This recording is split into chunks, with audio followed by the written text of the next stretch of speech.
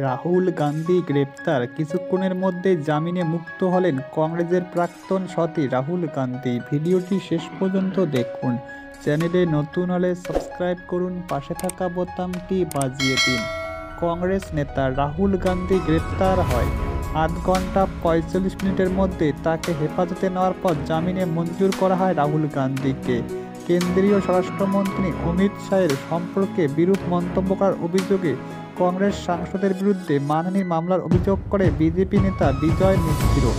২০১৮ সালে একটি অবমাননাকর মন্তব্যের অভিযোগে মামলা দায়ের করা হয়।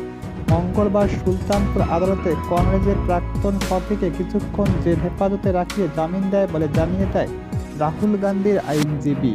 রাহুল গান্ধীর আইনজীবী সন্তোষ পাণ্ডে বলে, এদিন তার মক্কেলকে আদালতে আত্মসমর্পণ করেন, তারপর হেফাজতে নেওয়া হয় তাকে। ৮ ঘন্টা ৪৫ মিনিটের মধ্যে জামিনের আবেদন করলে মুক্তি পায় কংগ্রেস নেতা। এই মামলায় পরবর্তী শুনানির দিন জানায়নি আদালত। পাণ্ডের দাবি, রাহুল গান্ধী নির্দোষ, তিনি মানহানির কোনো মন্তব্য করেনি। ২০১৮ সালে ৪ আগস্ট বিজেপি নেতা বিজয় মিশ্র একটি অভিযোগ দায়ের করে।